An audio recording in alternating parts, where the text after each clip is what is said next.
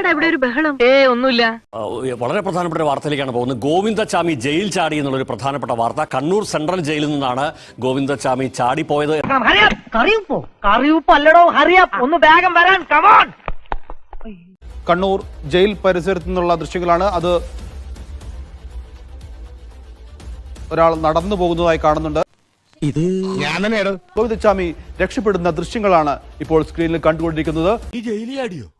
അവിടെ ഭയങ്കര കൊതുകിന്റെ ശല്യം.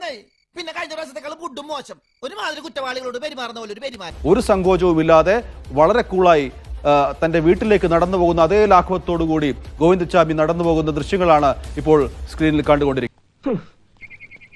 ഗോവിന്ദച്ചാമിയെ പിടികൂടാനുള്ള ശ്രമങ്ങൾ ഇപ്പോഴും തുടരുകയാണ്. ഈ കുരുക്കിന്ന് നീ രക്ഷപ്പെടുമെന്ന് തോന്നുന്നുണ്ടോ? രക്ഷപ്പെടും സാർ. ഇനി ആരും സൂത്രം കാണിച്ചു കേട്ടാ. ഇതാരാ? കിട്ടി. അഭിലാഷ് ഗോവിന്ദച്ചാമി പിടിയിൽ.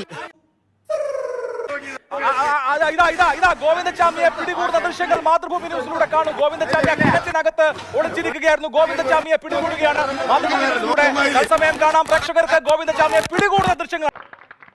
പോയല്ലേ. ഗോവിന്ദച്ചാമിയെ പിടികൂടി കൊണ്ടുവരുന്നതിന് തത്സമയ ദൃശ്യങ്ങൾ ഇതാ. എന്തെങ്കിലും വിളിച്ചാൽ മതി. നീ ആരെ? ദൈവത്തിനെ അല്ലാണ്ടാരെയാണ്?